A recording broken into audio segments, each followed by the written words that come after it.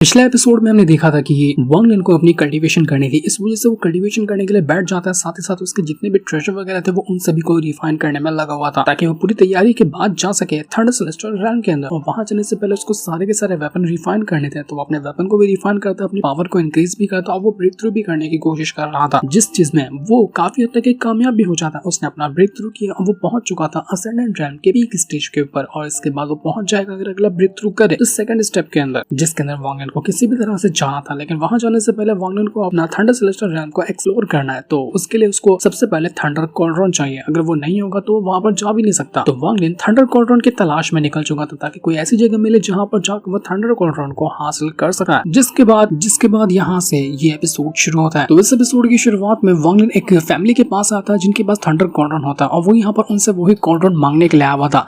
लेकिन वो लोग पहचान लेते हैं कि वांग लिन एक बहरूपिया इंसान है जो खुद को बता रहा है थंडर सेलेस्टियल रैल्म का, लेकिन वो वहां से नहीं आता। वो जो एडर था यहाँ पर वांग लिन से कहना चाहता है कि देखो और ज्यादा नाटक करने की तुम्हें जरूरत नहीं, क्योंकि यहाँ पर जितने भी थंडर सेलेस्टियल रैल्म के मैसेंजर है ना, मैं उन सभी से मिल चुका हूँ, मैं सभी को जानता हूँ। वो लोग ऐसा नहीं कि उनको यहाँ पर फर्नेस की जरूरत पड़े, वो किसी से भीख भी नहीं मांगते फर्नेस के लिए, लेकिन तुम यहाँ पर मांग रहे हो और तुमको मैंने इससे पहले कहीं देखा भी नहीं, तो जिसका मतलब साफ है कि तुम यहाँ पर वो मैसेंजर हो ही नहीं, तुम बहरूपिया इंसान हो जो कि हम लोगों को बेवकूफ बनाकर हमारा कॉल्ड्रॉन छीनने के लिए आए हुए हो। सारे के सारे लोगों ने वांग लिन को चारों तरफ से घेर लिया था। वो वांग लिन से कहते हैं कि सिर्फ असेंडेंट रैल्म का बनता है और मैं इल्यूजनरी जिन रैल्म का कल्टीवेटर हूँ, और उसके साथ साथ तेरे पास एक फेक केलिन बीस्ट भी है जो कि दिखता तो थंडर सेलेस्टियल रैल्म का, लेकिन वो वहां का होगा भी नहीं। जिस तरह से तू फेक है तेरा बीस्ट भी फेक होगा। तुम दोनों फेक कहीं के आए हो हमसे पंगा लेने के लिए, बहुत पछताओगे। यहाँ से लौट कर जाने का मौका भी नहीं मिलेगा तुम्हें। वो तुरंत अपनी पावर का इस्तेमाल करते हुए वांग लिन के ऊपर अटैक करने की कोशिश करता है, लेकिन वांग लिन भी अपनी पावर का इस्तेमाल करते हुए उसके ऊपर अटैक करता है। वो सबसे पहले अपने पपेट को बाहर निकाल लेता है क्योंकि उसका पपेट भी इल्यूजन स्टेज का कल्टीवेटर है ना, तो इस वजह से उस एडर के अटैक पपेट ने आसानी से रोक लिया था। एडर देखकर हैरान रह गया था कि इसके पास पपेट इतना कमाल के रैल्म का कैसे आया, लेकिन एडर को फर्क नहीं पड़ता। वो वहां पर अपनी एक प्रोफाउंड फ्लेम को समन कर लेता है जिसके जरिए वो किसी भी तरह की सोल या पपेट्स को खत्म कर सकता है। तो उसी का इस्तेमाल करते हुए वांग लिन के पपेट को डिस्ट्रॉय करने की कोशिश कर रहा था। वो कहने लग जाता है कि कितना भी कोशिश तो क्यों ना कर ले, तेरा पपेट बचेगा नहीं। तो इसके बाद वो देखते देखते दोनों के बीच का बैटल शुरू हो चुका था, जहां पर वो एडर ने पपेट के ऊपर काफी ब्रूटल अटैक करके उसको दूर फेंक दिया था। वांग लिन अपने पपेट को रोक देता है, उससे कहने लग जाता है कि रहने दो, मुझे यहाँ पर सिर्फ फर्नेस चाहिए, मुझे मैटर बड़ा नहीं करना है। वांग लिन कहना चाहता है कि देखो मुझे सिर्फ एक फर्नेस चाहिए, इज्जत से वो देते हो तो फिर ठीक है, वरना फिर तुम देख लेना कि तुम्हारा अंजाम क्या हो सकता है। एडर भी सोचने लग गया था कि बात तो सही है, इस बंदे के पास कितना कमाल का पपेट है, मुझे लगता है कि आराम से सेकंड स्टेप का कल्टीवेटर होगा। और अगर इसको खाली एक ही फर्नेस चाहिए तो क्या मुझे ये दे देना चाहिए? क्या ये सही फैसला होगा ताकि मैं एक फर्नेस देकर उसको यहाँ से साइड कर दूं? लेकिन मैं तो इल्यूजनरी यूनि स्टेज का कल्टीवेटर हूं ना, सबके सामने मेरी इज्जत क्या ही रह जाएगी, सबके सामने तो मैं बेइज्जत हो जाऊंगा अगर मैंने इतनी आसानी से इसको फर्नेस उठाकर दे दिया। तो इसलिए मुझे कुछ और तरीका ढूंढना पड़ेगा इस मैटर को खत्म करने का। इसलिए वो अपनी शान बढ़ाने के लिए वांग लिन से कहना चाहता है कि तू यहाँ पर मुझे ऑफर देने की कोशिश कर रहा है, मुझे तेरा ऑफर बिल्कुल भी पसंद नहीं है। तू असेंडेंट रैल्म का कल्टीवेटर, तेरे से ऊपर मैं हूँ, तो मैं आराम से तुझे जान से मार सकता हूँ और वही मैं करने वाला हूँ यहाँ पर। वो तुरंत अपनी पावर का इस्तेमाल करके वापस से वांग लिन के ऊपर अटैक करने की कोशिश करता है, लेकिन वांग लिन अब यहाँ पर भड़क चुका था। उसने एक बार वार्निंग दे दी कि मैं तुझे वार्निंग देता हूँ कि तुम अपना फर्नेस मेरे हवाले कर दे, लेकिन अब नहीं कर रहा है तो फिर भाड़ में जा तू। वो तुरंत अपनी पावर का इस्तेमाल करते हुए एक की बात एक करते हुए कई सारे अटैक को इस्तेमाल कर लेता है। सबसे पहले उसने अपने ओरिजिन अटैक का यूज किया, उसके जरिए एक अटैक देकर मारा। तो इस चीज को रोकने के लिए यहाँ पर वो जो एडर था वो भी अपनी पावर को यूज करता और अपने थर्ड आई की पावर का इस्तेमाल कर लेता है। उसके थर्ड आई की पावर काफी यूनिक और काफी मिस्टीरियस लग रही थी, जो वांग लिन के ओरिजिन वाले अटैक को टक्कर देते हुए दोनों अटैक आपस में टकरा जाते हैं और अटैक काफी ब्रूटल लग रहा था दोनों का। ऐसा लग रहा था कि यहाँ पर वो एडर के अटैक ज्यादा स्ट्रॉन्ग है। वो सोल तो यहाँ पर वांग लिन से कहना चाहता है कि मास्टर, लगता है कि हम लोग गए, ये इल्यूजनरी यूनि स्टेज का कल्टीवेटर काफी स्ट्रॉन्ग लग रहा है, ये हमारे सारे अटैक को डिस्ट्रॉय कर देगा। वांग लिन भी एक पल को ये देखकर हैरान हो चुका था कि बात तो सही है, इस एडर के जो भी अटैक है ना, मेरे सारे अटैक को मेल्ट करते जा रहा है। मतलब इसके थर्ड आई की पावर इतनी मिस्टीरियस है कि जिस भी अटैक का मैं उसके ऊपर इस्तेमाल करूँ मेरे सारे अटैक डिस्ट्रॉय हो रहे हैं। कुछ तो ऐसा है इसकी थर्ड आई की पावर के अंदर जो कि बहुत ज्यादा यूनिक है और वो मुझे काफी अच्छा लग रहा है। तो इसलिए वांग लिन अब यहाँ पर और ज्यादा पावर का इस्तेमाल करना शुरू कर देता है और ज्यादा खतरनाक तरीके की पावर का इस्तेमाल करते हुए वो उस एडर के ऊपर अटैक करते जा रहा था, जिस वजह से दोनों के अटैक आपस में डिस्ट्रॉय हो जाते हैं। यहाँ पर वो जो थर्ड आई की पावर थी वो अटैक भी खत्म हुआ, लेकिन वांग लिन को इस अटैक को खत्म करने के लिए काफी सारे अटैक का इस्तेमाल करना पड़ गया था। लेकिन जैसे तैसे उसने इस अटैक को हैंडल कर लिया था। उसके बाद वापस से अपनी पावर का इस्तेमाल करते हुए एक और खतरनाक अटैक मारने वाला था एडर के ऊपर।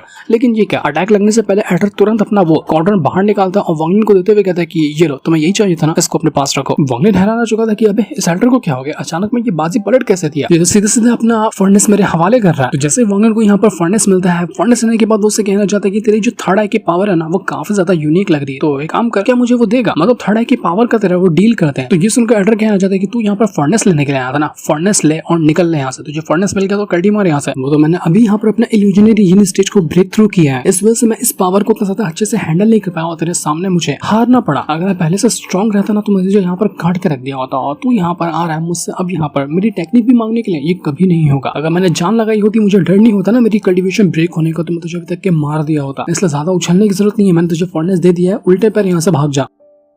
तो ये सुनकर वांग लिन जो था वो तुरंत अपने पपेट से कहता कि जाओ और इस प्लैनेट के अंदर से किसी बीस्ट को मार कर लेकर आ जाओ। एल्डर हैरान रह गया था कि इसका पपेट किसको मारने गया, क्या करने के लिए गया। तो उसके बाद जब वो पपेट एक बहुत बड़े बीस्ट को मार कर लाता ना वहां पर वांग लिन के सामने, तो वांग लिन तुरंत अपनी पावर का इस्तेमाल करता और अपने स्लॉटर आर्ट का यूज करते हुए एक बार के अंदर वो पूरे के पूरे बीस्ट को खत्म ही कर चुका था। इतना ब्रूटल वो अटैक होता है कि पूरा बीस्ट यहाँ पर राख में बदल कर गायब हो जाता और वांग लिन कहने लग जाता है उस एल्डर से कि देख, ये जो मैंने अभी टेक्निक इस्तेमाल की है ना, इसको कहा जाता है स्लॉटर आर्ट। तो मैं तेरे से जो वो तेरे थर्ड आई की पावर लेना चाहता हूँ, उसके बदले में तुझे स्लॉटर आर्ट दूंगा। अगर तुझे ये चीज पसंद आती है और ये अटैक तुझे चाहिए तो हाँ कह सकता है, क्योंकि मैंने जो ये स्लॉटर आर्ट सीखा ना, ये बहुत कमाल की टेक्निक है। और अगर तुझे तब भी ये ऑफर पसंद नहीं है तो ठीक है, मैं यहाँ से जा रहा हूँ, इस मैटर को हम यहीं पर क्लोज कर देंगे। तो इतना ऑफर देने के बाद वांग लिन वहां से जा रहा था। तो ये देखने के बाद वो जो एल्डर होता है वो तुरंत यहाँ पर अपनी पावर का इस्तेमाल करता है और स्लॉटर आर्ट जो वांग लिन का था उसके ऊपर थोड़ा सा अटैक करने की कोशिश करता है। देखना चाह रहा था वो कि स्लॉटर आर्ट सच में कितना ज्यादा स्ट्रॉन्ग है। तो वो कैसे अटैक करता है, लेकिन उसके सारे अटैक स्लॉटर आर्ट के सामने उतना खास टिक नहीं पा रहे थे। वो कहने लग जाता है कि आराम से जिसने भी इस टेक्निक को बनाया ना, वो निर्वाणा शैटर्ड रैम का होगा बंदा, और अगर उतने कमाल के रैम वाले बंदे की मुझे अगर कोई टेक्निक मिल जाती है तो ये तो बहुत अच्छी कमाल की बात हो जाएगी। तो वो सोच रहा था कि अच्छा होगा कि मैं इससे ये डील कर लूं, अपने थर्ड आई की पावर इसको दूं, इसका स्लॉटर आर्ट अपने पास रख लो। वो कहने लग जाता है कि अगर मैं स्लॉटर आर्ट को अच्छे से प्रैक्टिस करूं, इसको एकदम पीक पे ले जाऊं ना, तो उसके बाद तो फिर कोई दिक्कत ही नहीं होगी। मैं अपने प्लैनेट को हर एक चीज को प्रोटेक्ट कर पाऊंगा, मेरे प्लैनेट को किसी चीज का खतरा नहीं होगा। मैं इस स्लॉटर आर्ट के कई सारे सील बनाऊंगा, उसके जरिए हर एक अटैक को आराम से रोक जाऊंगा। सबसे बेस्ट डिफेंसिव टेक्निक होगी ये मेरे लिए। लेकिन फिर भी मेरी जो थर्ड आई की पावर है ना, ये मेरा फैमिली इनहेरिटेंस है। मतलब मेरी फैमिली में जितने बंदे होते हैं ना, हर एक को यहाँ पर ये थर्ड आई की पावर मिलती है। बाहर का कोई भी बंदा इस थर्ड आई की पावर को कल्टीवेट नहीं कर पाता है। तो क्या फिर भी मुझे इतनी कमाल की टेक्निक इसको किसी आउटसाइडर को दे देनी चाहिए जो मेरे फैमिली का मेंबर भी नहीं है। लेकिन फिर भी मेरा तो यहाँ पर मन हट ही नहीं रहा स्लॉटर आर्ट से, मुझे चाहिए किसी भी तरह से ये। तो जब तक वहाँ पर वो एल्डर ये बात सोच ही रहा था कि तब तक वांग लिन कहता है कि मुझे लगता नहीं कि तुझे ये ऑफर पसंद आया, इसलिए मैं यहाँ से जा रहा हूँ। इतना कहने के बाद वांग लिन वहाँ से आगे बढ़ने लग गया था। तो जैसे वांग लिन वहाँ से आगे बढ़ा होता ना, वो यहाँ पर एल्डर कहना चाहता है कि रुको, मैं यहाँ पर तुमसे ये डील करना चाहता हूँ। मैं तुम्हें अपने थर्ड आई की पावर दूंगा, तुम उसके बदले स्लॉटर आर्ट मुझे दे देना, लेकिन इसके बदले तुम्हें मुझसे एक वादा करना होगा कि तुम ये वाली टेक्निक किसी और को भी नहीं दोगे। मतलब जो थर्ड आई की पावर है ना, वो मेरा फैमिली इनहेरिटेंस है। मैं नहीं चाहता कि और कहीं जगह पे ये टेक्निक फैले। अगर तुम इसके लिए तैयार हो तो मैं तुम्हें अपने थर्ड आई की पावर बिल्कुल दे दूंगा। तो वांग लिन यहाँ पर इस चीज के लिए तैयार हो जाता है और यहाँ पर वो जो एल्डर था उसने एक जेड के ऊपर अपने थर्ड आई की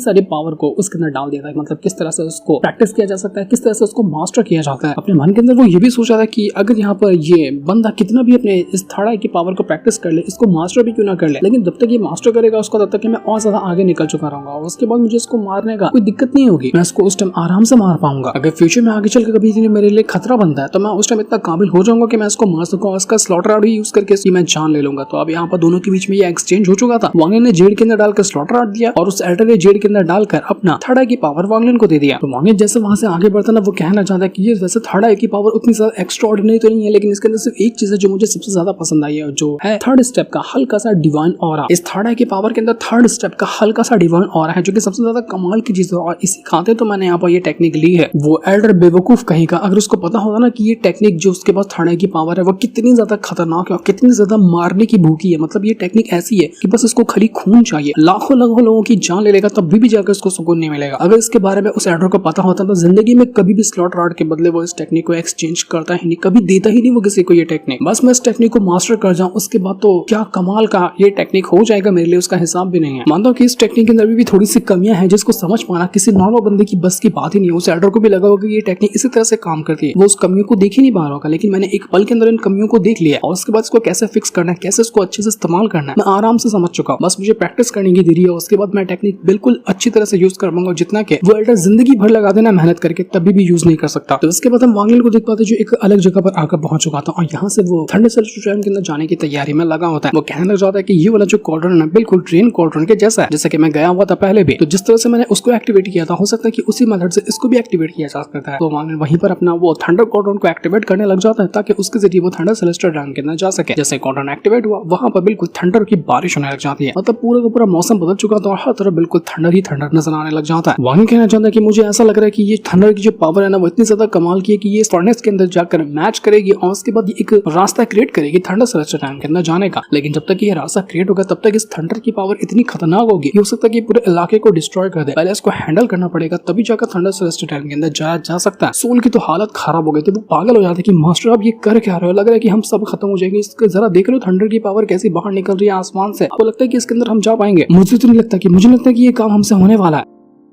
तो उन्होंने यहाँ पर एक अजीब चीज नोटिस करता है, मतलब जहाँ पर ये ट्रिब्यूलेशन क्रिएट हुआ था ना थंडर वाला, उस थंडर सेलेस्टियल realm के अंदर जाने का जो रास्ता क्रिएट हो रहा है, तो वहाँ पर जो थंडर बन रहा था वो नॉर्मल थंडर नहीं था, उसके अंदर ना थोड़ी थोड़ी सेलेस्टियल एनर्जी मौजूद थी। मतलब ये थंडर ऐसा है कि अगर इसका इस्तेमाल किया जाए, मतलब खुद के ऊपर ले लिया जाए ना, तो इंसान को वो थोड़ा सा इंप्रूव करने में काम आ सकता है। मतलब वो एक अपॉर्चुनिटी की तरह है। ये थंडर वांगलिन को उस थंडर सेलेस्टियल realm के अंदर भी ले जाएगा, और अगर यहाँ पर वांगलिन बैठकर कल्टीवेशन करता है, सारे थंडर को अपने अंदर एब्सॉर्ब करता है, तो इससे उसकी खुद की पावर बढ़ जाएगी। तो वांगलिन कहता है कि इतनी कमाल की अपॉर्चुनिटी को मैं वेस्ट क्यों ही करूं। वो तुरंत वहीं पर बैठकर अपनी कल्टीवेशन शुरू कर देता है, और जितनी भी थंडर पावर थी वो सबको अंदर भरते जा रहा था कि चलो फोकट का सामान मिल रहा है तो अपने अंदर ही भर लेता हूँ मैं उसको। वांगलिन अपना वो जो उसका ड्रैगन था थंडर वाला, उसका सहारा ले रहा था, और उसके जरिए अपनी जो पावर होती है थंडर वाली वो अपने अंदर समेटे जा रहा था, जिस वजह से वांगलिन की पावर बहुत ही धड़ल्ले से इंक्रीज हो रही थी। उसके अंदर से ऐसे थंडर की पावर बाहर निकल रही होती ना, उसका अंदाजा भी नहीं लगाया जा सकता, उसका हिसाब भी नहीं लगाया जा सका। आसपास के लोग तो बिल्कुल पागल हो चुके थे कि असल में यहाँ पर हो क्या रहा है, यहाँ पर कौन सा इंसान आसमान से उतर कर आया है जो इतनी ज्यादा थंडर पावर के बीच बैठा हुआ है। वो तो वांगलिन को एंसेस्टर कहकर बुलाने लग गए थे कि ये हो सकता है कि कोई एंसेस्टर होंगे जो दुनिया को बचाने के लिए, दुनिया में नया सवेरा करने के लिए आए हुए होंगे। वो सभी वांगलिन को एक गॉड की तरह रिस्पेक्ट पेश करने लग गए थे। देखते ही देखते वो जो थंडर की पावर आसमान से जमीन के ऊपर आ रही थी वो अलग अलग थंडर के अंदर बदल जाती है। मतलब पहले तो खाली एक पर्पल कलर का थंडर बाहर निकल रहा था, अब वो थंडर की पावर 2-4 अलग अलग रंगों में बदल गई थी। तो इस चीज को देखकर वो सोल कहना चाहता कि मास्टर मुझे लगता है ना ये थंडर की पावर हमारे आउट ऑफ कंट्रोल हो रही है, मुझे लगता है कि हम यहाँ पर उसको और ज्यादा कंट्रोल कर पाएंगे। जरा आप देखो तो इसका रंग कैसा बदल रहा है, ऐसा लग रहा है ये थंडर नहीं है कुछ और ही चीज है। आप ही बताइए कि हम ये कैसे इसको रोकेंगे, हमारी जान ले लेगा। लेकिन वांगलिन कहना चाहता है कि मुझे फर्क नहीं पड़ता, बल्कि मुझे ये तो और अच्छा लग रहा है देखने में। ऐसा लग रहा है इस थंडर के अंदर अलग अलग एलिमेंट की पावर है जो मेरे लिए बहुत ज्यादा फायदेमंद साबित हो सकती है। तो यहाँ पर उसका जो ड्रैगन था वांगलिन वाला, वो तुरंत जितने भी एलिमेंट की थंडर पावर यहाँ पर बाहर निकलती है सबको निचोड़ जाता है, और जैसे वो अपने अंदर डालता है उसके जरिए वो पावर वांगलिन के अंदर जा रही थी। मतलब वांगलिन ने अपने ड्रैगन को एक जरिया बना लिया था खुद को ज्यादा स्ट्रॉन्ग बनाने का, क्योंकि वो डायरेक्ट थंडर अपने ऊपर नहीं डाल सकता, इससे हो सकता है कि उसका शरीर डिस्ट्रॉय हो जाए। तो उस ड्रैगन के जरिए जो भी थंडर पावर अभी वांगलिन के अंदर गई थी ना, वो उसके बाद बैकफायर करना शुरू कर देती, क्योंकि लिटरली वो इतनी ज्यादा भयंकर थंडर पावर को खुद के अंदर निचोड़ता जा रहा था, खुद के अंदर डाल रहा था कि इंसान का शरीर फट जाएगा। लेकिन फिर भी वांगलिन उसको बर्दाश्त कर रहा था, वो पूरी जान लगा देता ताकि किसी भी तरह से इसको वो हैंडल कर सके, वरना तो उसकी जान तक जा सकती है। थोड़ा टाइम के अंदर ड्रैगन की भी हालत खराब हो चुकी थी। वांगलिन कहना चाहता है कि लगता है कि ड्रैगन की लिमिट आ गई, अगर मैं इसको थोड़ा और थंडर के अंदर डाल दूं ना तो हो सकता है कि ये मर जाए। तो अब ड्रैगन तो यहाँ पर काम नहीं कर रहा था, उसकी हालत खराब हो गई थी। तो वांगलिन कहना चाहता है कि अब मुझे यहाँ पर लगता है कि फर्नेस का इस्तेमाल करना पड़ेगा, जो मैं कॉर्नर यहाँ पर लेकर आया हूं ना उसके अंदर भी थंडर पावर जा रही है। तो एक काम करता हूँ, उसको अपना सहारा लेता हूँ, उसके जरिए सहारा बनाते हुए अपने आप को स्ट्रॉन्ग बनाने की कोशिश करता हूँ। मतलब जो काम अभी ड्रैगन कर रहा था, ड्रैगन के जरिए वांगलिन अपने अंदर पावर ले रहा था ना, अब वही काम वो फर्नेस को लगा देता है। मतलब वो फर्नेस पावर को ले रहा था और उसके जरिए वांगलिन अपने अंदर वो पावर को डाल रहा होता है। डायरेक्ट तो वो डाल ही नहीं सकता क्योंकि उसका शरीर डिस्ट्रॉय हो जाएगा। तो उसके जरिए वांगलिन यहाँ पर अपनी पावर को बढ़ाने में लगा हुआ था। वांगलिन कहना चाहता है कि अगर मैं यहाँ पर इस क्राइसिस को सर्वाइव कर गया ना, मतलब ये जो थंडर की पावर इतनी ज्यादा आ रही है उसको सर्वाइव कर गया तो मेरे को तो बहुत ज्यादा फायदा होगा, और ये थंडर पावर मेरा एक बाल तक बाका नहीं कर पाएगी। तो इस वजह से फर्नेस जो था वहां पर वो वांगलिन को प्रोटेक्ट करने में लगा हुआ था। वांगलिन को कुछ भी नहीं होता, आराम से यहाँ पर वो खड़ा होता है। सोल भी देखकर खुश हो गया था कि मास्टर आप तो है ही कमाल के, आपके पास ना जितनी पावर है उतना आप दिमाग भी लगा लेते हैं, आपने सही तरीका निकाला कि ऐसा करने से इस तरह से फायदा होगा। देखो वो फायदा नजर भी आ रहा है यहाँ पर। लेकिन जब ये कर रहा था ना वांगलिन, तो उसकी वजह से वहां पर वो जो फर्नेस था उसके अंदर क्रैक्स पड़ने लग जाते हैं। मतलब ऐसा लग रहा था कि ये फर्नेस यहाँ पर टूट जाएगा, और अगर ऐसा हो तो बहुत बड़ी दिक्कत आ जाएगी। वांगलिन कहना चाहता है कि जैसा कि शैंगोंग ने बताया था ना, जितने भी थंडर क्वाड्रेंट बने हुए इस दुनिया के अंदर वो सारे के सारे थंडर सेलेस्टियल realm वालों ने ही बनाए, और यहाँ पर वो जितने एक बार बन चुके थे दोबारा ये कभी नहीं बनते, इनको ही अलग अलग जगह पर पास ऑन किया जाता है। जितने भी फर्नेस बने हुए हैं सारे के सारे का रिकॉर्ड थंडर सेलेस्टियल realm वालों के पास है, और अगर एक भी गलती से टूट गया ना तो दिक्कत हो जाएगी, उनको भी मालूम पड़ जाएगा कि फर्नेस टूटा है और वो सभी चौकन्ने हो सकते हैं। इसलिए वांगलिन ये वाला रिस्क तो नहीं ले सकता कि यहाँ पर ये फर्नेस टूट जाए। वो सोल वांगलिन से कहना था कि मास्टर अगर ये फर्नेस टूट गया ना तो फिर हम क्या करने वाले हैं, फिर हमारे लिए तो बहुत ज्यादा बड़ी मुसीबत हो जाएगी कि हम थंडर सेलेस्टियल realm में जा पाएंगे उसके बाद में या फिर नहीं जा पाएंगे। तो वो तो वांगलिन कहता है कि वो तो उतना अच्छे से आइडिया मुझे भी नहीं है, लेकिन हम देखते हैं कि आगे क्या हो सकता है। जिसके बाद हम यहाँ पर उसी एंट्रेंस का सीन देख पाते हैं जहाँ पर से सभी को थंडर सेलेस्टियल realm के अंदर जाना था। वहाँ का पूरा मौसम बदल गया होता है, एकदम ज्यादा तूफान आने लग गया था। शैंगोंग और बाकी लोग भी यहाँ पर ऑलरेडी आकर मौजूद थे क्योंकि वो लोग भी जाने वाले हैं उसी थंडर सेलेस्टियल realm के अंदर। वहाँ पर वो दूसरा बंदा भी होता है जो कि यहाँ पर वांगलिन से पहले भी मिल चुका था। वो यहाँ पर आकर शैंगोंग से कहना चाहता है कि तुमको पता है मैंने जैसे सुना ना कि तुम्हारे पास एक बंदा है जो कि तुम्हारा मास्टर बना है और उसने तुम्हें काफी अच्छे तरीके से ट्रेनिंग दी है जिसके जरिए तुम पहले से स्ट्रॉन्ग बन चुके हो। तो मैं तुमसे मिलने के लिए आ गया, मैं देखना चाहता कि तुम पहले से कितने ज्यादा स्ट्रॉन्ग बन चुके हो और थंडर सेलेस्टियल realm के अंदर जाने के बाद तुम किस तरह का कारनामा करके दिखाओगे, क्योंकि तुम तो बहुत बड़े लूजर हो, तुम्हारे पास कुछ भी नहीं है और हम यहाँ पर तुमको आसानी से हरा सकते हैं, लेकिन आप वही देख रहे हैं कि तुमने अपने मास्टर को लेने के बाद कितना ज्यादा इंप्रूवमेंट हासिल किया। मुझे लगता है कि दिक्कत तुम्हारी उसी में आ जाएगी कि तुम थंडर टाइम के अंदर जा भी नहीं पाओगे। तो ये सुनकर शैंगोंग कहना चाहता है कि अपनी बकवास बातें बनकर जो मेरा मास्टर है उसने मुझे काफी कुछ सिखाया है और मैं आराम से थंडर टाइम के अंदर भी जाऊंगा और वहां से अच्छा परफॉर्मेंस भी दिखाऊंगा। तो वो दूसरा बंदा कहना चाहता है कि अरे खाली ये बोलने की बात है, मुझे तुम्हारे पास जिंदगी में कभी भी भरोसा न था ना कभी हो सकता है, तुमसे बड़ा लूजर मैंने दुनिया में कभी देखा ही नहीं है। वो दूसरा बंदा आगे कहने लग जाता है कि तुम सबसे बड़े बेवकूफ हो, क्योंकि पता है तुमने अपनी दाव सोल को ना उस मास्टर के हवाले कर दिया, उसके जरिए तुमने ट्रेनिंग हासिल की। इतना बड़ा बेवकूफ इंसान को दुनिया में हो सकता है क्या जो अपनी दाव सोल को ऐसा ही दान कर दे कि भाई तुम मेरी दाव सोल ले ले और उसके जरिए तुम मुझे कुछ सिखा देना। इतनी बड़ी बेवकूफी शायद ही दुनिया में कभी किसी ने की होगी जो कि तुम करके आराम से बैठे हुए हो। लेकिन जब तुमको इतना ज्यादा भरोसा, तुमको लग रहा है कि हाँ भाई तुम तीर उखाड़ लोगे, तीर मार लोगे बहुत बड़ा, तो फिर देखते हैं कि तुम क्या ही कर लेते हो। वैसे तो मैं यहाँ पर तुमको देखने के लिए आऊँ और तुम्हारे पर मेरा खास करके ध्यान रहेगा कि इतना सब कुछ खोने के बाद भी तुम्हारे अंदर इतना जिगर आएगा कि तुम अच्छा परफॉर्मेंस दिखा पाओगे। तो शेंगोंग कहना चाहता है कि तुम्हें ना कुछ कहने की जरूरत नहीं है, जो मैंने किया है फैसला वो मेरे लिए बहुत बेहतर है, क्योंकि मेरा जो हेड है फैमिली का वो भी उतना ज्यादा कुछ खास कल्टिवेटर है नहीं, वो भी सिर्फ निर्वाणा क्लींजर रैंक के ऊपर जाकर स्टॉप हो गया, उसका आगे कभी वो बढ़ ही नहीं पाया। तो मैं नहीं चाहता कि मेरे साथ भी ऐसा हो, मैं भी आगे कोई स्टेप पे रुक जाऊँ, उसके आगे कभी बढ़ ही ना पाऊँ, इसलिए मैंने अपने हिसाब से एक मास्टर को सेलेक्ट किया है अपने लिए। और वो मास्टर इतना ज्यादा कमाल का है ना कि वो मुझे हिम्मत देगा, मुझे मोटिवेट करेगा और मुझे प्रैक्टिस में साथ देगा ना, तो मैं अपना बहुत ज्यादा आगे निकल सकता हूँ। तो जैसे यहाँ पर वो बात कह ही रहा था कि तभी वहाँ पर वांग लिन आ जाता, वो इतनी स्पीड से यहाँ पर आया था कि अभी भी गेट खुला भी नहीं था थंडर टाइम का, और खुले बगैर गेट से ही वो डायरेक्ट अंदर घुस जाता है, क्योंकि उसने इतनी ज्यादा थंडर पावर को अपने अंदर कंडेंस करके रखा था कि उसकी थंडर पावर ने सीधा गेट के अंदर छेद बनाया, वो सीधा वहां से अंदर जाकर आर पार घुस गया। बाहर मौजूद जितने भी लोग थे वो लोग अपनी आंखों पर यकीन नहीं कर पाते, वो अपनी आंखें मानने लग गए थे कि अभी हमने क्या देखा, कौन गया भी अंदर, इसके बंद गेट के अंदर कौन कैसे जा सकता है। लगता है कि उसने जबरदस्ती अंदर घुसने की कोशिश की है, लेकिन शेंगोंग तो पहचान चुका था कि ये उसका मास्टर वांग लिन है। वो कहना चाहता है कि जरा देखो तो मेरे मास्टर को, क्या उनका जलवा है, क्या उनका स्वैग है। वो डायरेक्ट अंदर जाकर घुस गया, सब लोग यहाँ पर बस उनको देखते ही रह जा रहे हैं। मैंने बिल्कुल सही इंसान के बाद भरोसा किया जो मुझे ट्रेनिंग देगा और वो मुझे बहुत ज्यादा कामयाबी के रास्तों पे ले जाएगा। तो इसके बाद हम वांग लिन को देख पाते जो थंडर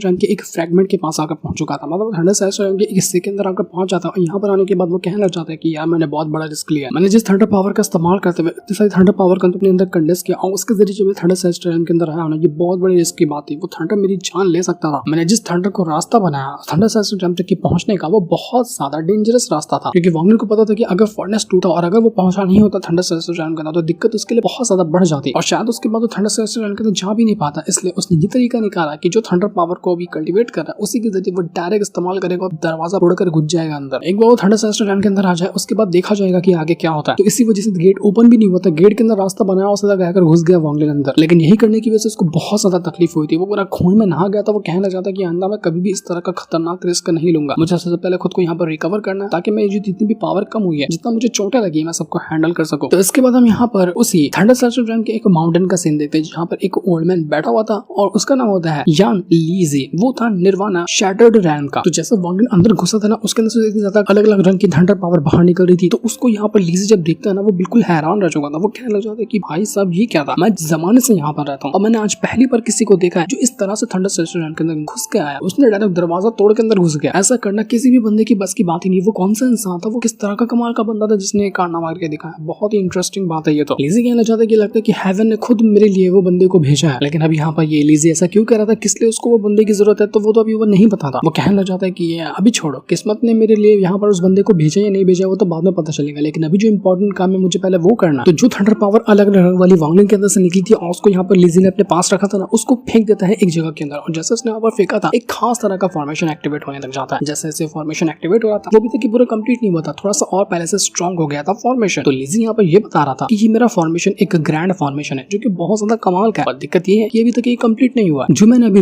अलग अलग रंग वाली थंडर पावर को उसके अंदर डाला है ना, इस वजह से थोड़ा सा इंप्रूव हो गया मेरा ये ग्रैंड फॉर्मेशन, लेकिन अभी भी ये कंप्लीट नहीं है। एक बार अगर ये कंप्लीट हो जाए मेरा ग्रैंड फॉर्मेशन तो पूरा का पूरा ये जो सारा अलायंस सिस्टम है, जहां पर भी प्लैनेट्स वगैरह है, जो भी पूरा स्पेस है, सबके ऊपर मैं आराम से घूम पाऊंगा। जहां चाहिए मैं वहां जा सकता हूँ बिना किसी टेंशन के, बिना किसी फिक्र के। ये फॉर्मेशन मुझे पूरी दुनिया की सैर करा देगा। और एक बार अगर ये कारनामा हो गया ना, उसके बाद देख लेना मैं अपने सबसे बड़े दुश्मन कोंग जुआनजी को हरा दूंगा। उसको इतनी बुरी तरीके से मारूंगा ना कि उसको कवर भी नसीब नहीं होगी। और इसी फॉर्मेशन को कंप्लीट करने के लिए मुझे किसी भी हद तक जाना पड़े तो मैं उसके लिए तैयार हूँ। ऐसा लगा था कि ओल्ड मैन को यहाँ पर उस बंदे जो कि वांग लिन के बारे में वो ऐसा करा था कि यहाँ पर कौन सा बंदा आया, तो वो ये सोच रहा था कि ऐसा लग रहा है कि जो बंदा यहाँ पर आया ना, हो सकता है कि मेरी हेल्प करे मेरा फॉर्मेशन कंप्लीट करने में। तो इसीलिए वो खुश था कि हेवन ने लगता है मेरे लिए कोई उपहार भेजा है ऊपर से जो मेरा फॉर्मेशन कंप्लीट करने में साथ देगा। तो वहीं हम वांग लिन को देख पाते हैं, वो यहाँ पर इधर उधर घूमते हुए ना ये चेक करने की कोशिश करा था कि जिस तरह से वो रेन सेलेस्टियल रेल्म के अंदर आया था, थंडर सेलेस्टियल रेल्म किस तरह का है उसको एक बार में ही ये चीज पता चल जाती है कि ये जो थंडर सेलेस्टियल रेल्म है ना, रेन वाले से कहीं गुना ज्यादा बड़ा, इतना बड़ा कि यहाँ पर इतने सारे रेन सेलेस्टियल रेल्म आ जाएंगे उसका हिसाब भी नहीं है। जितना दूर चले जाओ, जहाँ तक जाओ, बस खाली यहाँ पर जमीन ही जमीन नजर आ रही है, उसके अलावा और कुछ है ही नहीं। बहुत खतरनाक जगह, बहुत ही ज्यादा बड़ी है। वांग लिन को शैंगोंग की बात याद आने लग जाती है जब उसने उससे कहा था कि थंडर सेलेस्टियल रेल्म के अंदर ना बहुत सारे ट्रेजर वगैरह, बहुत सारे टेक्निक वगैरह तो मौजूद है, लेकिन उनके अलावा ना दो और ऐसी खास चीजें मौजूद है वहाँ पर जो सबसे ज्यादा इंटरेस्टिंग है। और जो भी कल्टीवेटर वहाँ पर जाता है ना, वो उन दोनों चीजों को हासिल करने के बारे में जरूर ट्राई करता है। उन दोनों चीजों के नाम ये है कि उनमें से पहला है सेलेस्टियल कॉर्प्स, मतलब सेलेस्टियल लाशें, और दूसरी है ओरिजिन एनर्जी। अब तक के रिकॉर्ड के हिसाब से सिर्फ 8 सेलेस्टियल कॉर्प्स जो है ना उनको हासिल किया जा चुका है। अलग अलग कल्टीवेटर थे जिन्होंने 8 टोटल उन कॉर्प्स को हासिल किया। जो भी उन कॉर्प्स को हासिल करता है और अगर उसको जाकर दे देता है थंडर सेलेस्टियल टेंपल के अंदर ना, तो उसके बदले उस इंसान को बहुत सारे रिवॉर्ड मिलते हैं। थंडर सेलेस्टियल टेंपल उसको बहुत अच्छे रिवॉर्ड देता है, इसलिए लोग यहाँ पर उन लाशों को ढूंढने की कोशिश करते हैं और थंडर सेलेस्टियल टेंपल को जाकर ये सौंप देते हैं। और रही बात उस ओरिजिन एनर्जी की, तो थंडर सेलेस्टियल के अंदर ऐसे कई सारे छोटे छोटे तालाब वगैरह मौजूद है जिनके अंदर इतनी हाई अमाउंट में वो ओरिजिन एनर्जी मौजूद है ना कि उसका हिसाब भी नहीं लगाया जा सकता। जो भी कल्टीवेटर वहाँ पर उस तालाब को ढूंढता है वो वहाँ जाकर अपनी कल्टीवेशन करता है और ओरिजिन एनर्जी को इंक्रीज करने की कोशिश करता है। और सबसे खास बात यह है कि यहाँ पर एक ऐसी बहुत ही खास तरह की ओरिजिन एनर्जी भी मौजूद है जो कि सबको नहीं मिलती, आज तक किसी को मिली नहीं है। लेकिन ऐसा कहा जाता है कि अगर वो खास वाली ओरिजिन एनर्जी किसी को मिल जाए ना, जिसके अंदर बहुत ही कमाल की सेलेस्टियल पावर मौजूद है, तो उसके बाद जो इंसान उस खास तरह की ओरिजिन एनर्जी को कल्टीवेट करेगा, तो जितनी उस बंदे की कल्टीवेशन पावर है ना, उसके हिसाब से वो एनर्जी जो है ओरिजिन वाली वो कन्वर्ट हो जाएगी। मतलब अगर कोई फर्स्ट स्टेप का कल्टीवेटर उस खास तरह की ओरिजिन एनर्जी की पावर को लेता है और वो कल्टीवेट करता है, तो उसके लिए फर्स्ट स्टेप में जितनी भी पावर हो सकती है ना, उसको उतनी ही मिलेगी। सेकंड स्टेप का कल्टीवेटर अगर उसको हासिल करता है तो सेकंड स्टेप के अंदर जितनी पावर हो सकती है वो उसको मिल सकती है। और इसी तरह से थर्ड स्टेप पे भी अगर थर्ड स्टेप का कल्टीवेटर उस खास तरह की ओरिजिन एनर्जी पावर को हासिल करता है ना, तो उसके बाद जितनी कल्टीवेशन होगी उस हिसाब से उसकी पावर बढ़ेगी। वैसे बाकी जितनी नॉर्मल ओरिजिन एनर्जी तुम अगर हासिल कर लो तो वो तुम्हें बहुत ज्यादा मेहनत करनी पड़ती है उसको अच्छे से कल्टीवेट करने में, मेहनत करके उसको हासिल करने में। लेकिन वो खास वाली तुम्हें कम मेहनत में ही ज्यादा फायदा देती है। अगर तुम आगे के कल्टीवेशन पे रैंक पे हो तो तुम्हें उतना ही ज्यादा फायदा मिलेगा। तो यही चीज सुनने के बाद वांग लिन थोड़ा सा हैरान भी था। वो सोच रहा था कि लगता है कि इस जगह को ना और अच्छे से एक्सप्लोर करना पड़ेगा। यहाँ पर इतनी सारी चीजें मौजूद है जिसका हिसाब भी नहीं लगाया जा सकता। तो मैं यहाँ पर ऐसा खाली हाथ तो नहीं जाने वाला। जो सबसे ज्यादा कमाल की चीज होगी ना, सबसे पहले मुझे उनको हासिल करना चाहिए, ताकि जब मैं यहाँ पर आ गया हूँ ना, तो यहीं पर अपना सेकंड स्टेप ब्रेक थ्रू कर लूँ। सेकंड स्टेप ब्रेक थ्रू करने के लिए वांग लिन को अभी सबसे ज्यादा जो जरूरत है ना, वो है ओरिजिन एनर्जी का। यहाँ पर ओरिजिन एनर्जी की तो कोई यहाँ पर कमी है ही नहीं, तो वांग लिन को ओरिजिन एनर्जी सबसे ज्यादा हासिल करनी होगी। तो ऐसे ही वांग लिन अपने डिवाइन सेंस का इस्तेमाल करते हुए आसपास जो भी कमाल की चीज हो सकती है ना, उसको ढूंढने की कोशिश में लगा हुआ था। जैसे वो देख रहा था आगे बढ़कर, उसको वहां पर एक पाउच नजर आता है जो कि छोटा सा ही पाउच था। वांग लिन कहना चाहता है कि मैं काफी टाइम से यहाँ पर खुद को हील करने में लगा हुआ था और कई बार मैंने अपने डिवाइन सेंस को चारों तरफ फैलाया, लेकिन मैं कितना भी इसको फैलाया, लेकिन ये पाउच मैं ढूंढ ही नहीं पाया। मतलब ये पाउच इतना ज्यादा कमाल का है ना कि मेरे डिवाइन सेंस को ब्लॉक कर पाता। जब तक कि मैंने इसको अपनी आंखों से नहीं देखा ना, तब तक ये मुझे दिखाई नहीं दिया। तो मतलब इस पाउच के अंदर इतनी ताकत है कि वो मेरे डिवाइन सेंस को इग्नोर कर सकती है और मेरा डिवाइन सेंस इस पाउच को ढूंढ ही नहीं सका, जो इस और इशारा करे कि ये पाउच कोई नॉर्मल पाउच नहीं है। इतना ज्यादा कमाल का पाउच है ना कि जो मेरी डिवाइन सेंस की पावर को बहुत अच्छे से ब्लॉक कर पा रहा है। तो ऐसे इसको छोड़ देना ये मुझे बिल्कुल सही बात नहीं लग रही। मुझे देखना चाहिए कि पाउच है क्या, इसके अंदर क्या मौजूद है। तो वांग लिन जो था ना, वो सीधा चला जाता है उस पाउच को उठाने के लिए, देखने के लिए कि असल में है किसका, उसके अंदर किस तरह की पावर थी। पर जैसे वो उसको उठाता है ना, बहुत बड़ी गड़बड़ हो जाती है। मतलब वहां पर एक बहुत ही अजीब सा इंसान के लिए, मॉन्स्टर के लिए या क्या कह रहे उसको, वो आकर पहुंच चुका था। वो इतना ज्यादा गुस्से में था, इतना ज्यादा भड़का हुआ था कि वो वांग लिन से कहता है कि इज्जत से जिसको तूने उठाया है ना, उसको वहीं पर लाकर रख दे, वरना फिर जो तेरा अंजाम होगा ना, उसके बारे में तू सोच भी नहीं सकता। ये जो अजीब सा मॉन्स्टर आया था, उसको देखकर तो वांग लिन भी हैरान हो जाता है कि असल में है क्या चीज, आखिर ये आया कहाँ से, किसका बीस्ट है, ये क्या है। लेकिन वांग लिन इतनी आसानी से उस पाउच को छोड़ने थोड़ी ना वाला था। तब देख पाते हैं हम यहाँ पर कि वो जो बीस्ट आया ना, उसके ऊपर एक बंदा बैठा हुआ है जिसका नाम है फेंग हान, और ये जू फैमिली से आता है और इसका जो कल्टीवेशन रैम है ये भी इल्यूजन स्टेज का कल्टीवेटर। और यही यहाँ पर वांग लिन से कहता है कि जो पाउच तूने देखा उसको वहीं पर इज्जत से रख दे। और वांग लिन भी उस फेंग हान से कह जाता है कि जा तेल लगाने के, मैं तुझे ये पाउच नहीं देने वाला, जा जो उखाड़ना उखाड़ ले, मैं तो देखूं कि तू क्या कर सकता है। लगता है कि अब यहाँ पर वांग लिन का पंगा होने वाला है उस ये फेंग हान के साथ। लेकिन ये पाउच के अंदर था क्या, आखिर ये बैटल जीतेगा कौन, वो तो हमें नेक्स्ट एपिसोड के अंदर पता चलेगा, जिस दिन को दिखाते। साथ ही ये वाला एपिसोड यहीं पर एंड हो जाता है। Thanks for watching.